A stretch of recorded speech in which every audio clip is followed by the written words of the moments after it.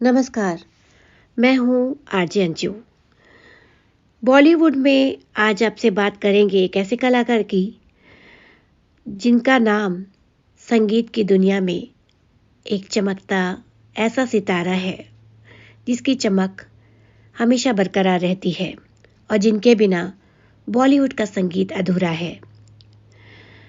कहते हैं कि आर डी बर्मन का बैंक का लॉकर जब उनकी मृत्यु के बाद खोला गया तो लड़ पड़े थे पंचम दा के दो बहुत ही करीबी।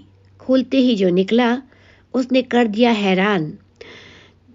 अपनी जवानी के समय में लिया गया पंचम दा का बैंक लॉकर जब खोला गया तो उसमें कुछ ऐसा निकला जिसको देखकर सभी की आंखें फटी की फटी रह गई। इस लॉकर पर कब्जे के लिए उनके दो बेहद करीबी लोग सामने आए और लड़ पड़े थे। उनका मानना था कि इसके अंदर से सोना चांदी और हीरे मोती निकलेंगे, लेकिन फिर कुछ ऐसा हुआ जो सबकी सोच से परे था। तो चलिए पंचम दा के लॉकर नंबर SSB के बारे में बात करते हैं। बॉलीवुड में कुछ ऐसे संगीतकार रहे हैं जिनकी संगीत की तिजोरी से जो भी निकला वो इतिहास का खजाना बन गया। ऐसे ही एक म्यूजिक डायरेक्टर रहे आर डी बर्मन यानी पंचम दा।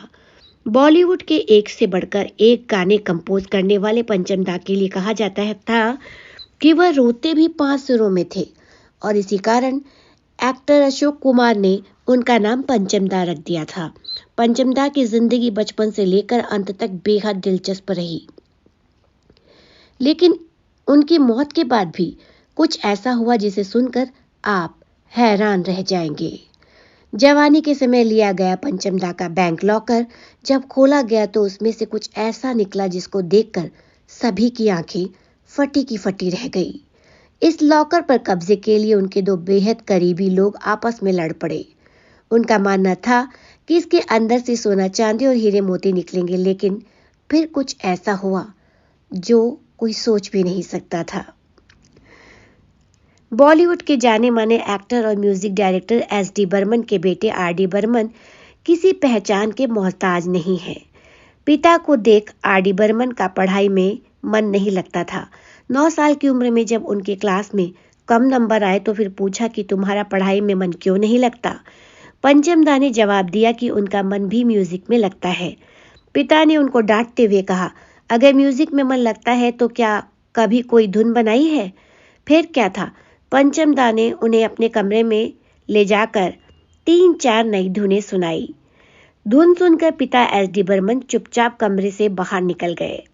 9 साल के पंचम दा की 2 धुनों को उनके पिता SD बर्मन ने अपनी एक फिल्म में प्रयोग किया।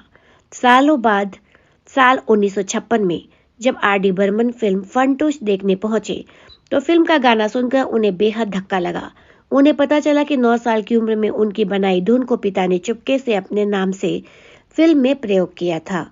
ये गाना था, ऐ मेरी टोपी पलट के आ। पंचम दा ने अपनी एक फैन रीता से ही शादी कर ली थी। रीता ने एक बार पंचम से डेट पर चलने के लिए पूछा, बस उसके बाद ही दोनों के बीच प्यार हुआ और शादी कर ली। हालांकि कुछ साल बाद दोनों ने म्यूचुअल अंडरस्टैंडिंग से तलाक भी ले लिया। जिस दिन पंचम दा का तलाक हुआ वह उस दिन बेहद दुखी थे और एक होटल में जाकर रुक गए। दुख के माहौल में ही उन्होंने एक गाना बनाया जो बाद में बेहद पॉपुलर हुआ। वो गाना था, मुसाफिर हूँ यारो, ना घर है ना ठिकाना, मुझे चलते जाना है, बस चलते जाना। रीता से तलाक के बाद पंचम दा ने आशा भोसले से शादी की। दरअसल पंचम दा के तलाक के समय आशा भोसले का भी तलाक हुआ था और वह अपने 3 बच्चों का भरण पोषण कर रही थी। इस दौरान पंचम दा और आशा भोसले को एक दूसरे में हमसफर दिखाई दिया और दोनों ने शादी कर ली। हालांकि पंचम दा की मां इस शादी के विरुद्ध थी क्योंकि आशा भोसले पंचम दा से 6 साल बड़ी थी और 3 बच्चों की मां भी थी। लेकिन पिता की मौत और मां की मानसिक स्थिति खराब होने के बाद पंचम दा ने आशा भोसले के साथ शादी कर ली। बताया जाता है कि शराब और अपनी अन्य बुरी लतों के कारण पंचम दा का करियर चौपट होने लगा था। उन्हें काम भी मिलना बंद हो गया था और धीरे धीरे उनकी सेहत खराब हो रही थी। उस समय आशा भोसले उनका घर छोड़कर चली गई और कुछ समय बाद 55 साल की उम्र में पंचम दा का देहांत हो गया।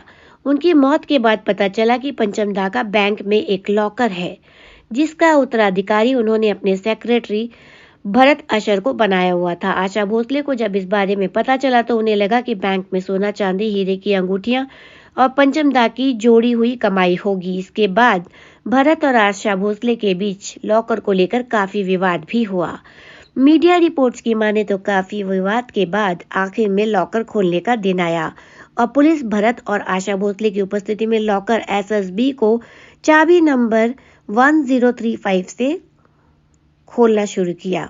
जैसे ही लॉकर के अंदर टॉर्च मारी गई तो देखा तो पूरा लॉकर खाली था। लॉकर के कोने कोने में टॉर्च मारकर देखा गया तो एक कोने में फंसा हुआ 5 रुपए का नोट दिखाई दिया। यह देखकर सभी आश्चर्य में थे। सेक्रेटरी और पत्नी आशा भोसले को जो उम्मीद थी उस पर पानी फिर चुका था। उसके सभी लॉकर बंद करके वहां से चलते बने। ये राज आज तक राज ही है कि लॉकर में सिर्फ 5 रुपए का नोट क्यों रखा गया था। इस लॉकर के लिए पंचम दा ने जीवन भर हजारों रुपए का किराया भी भरा था और उसके अंदर महज 5 रुपए का नोट निकलना सभी के लिए बड़ा आश्चर्यजनक था। तो बॉलीवुड में आज के लिए इतना ही। मैं लूंगी अनुमति, फिर मिलूंगी आपसे बॉलीवुड की कोई अन्य खबर या किस्सा लेकर। तब तक के लिए नमस्कार।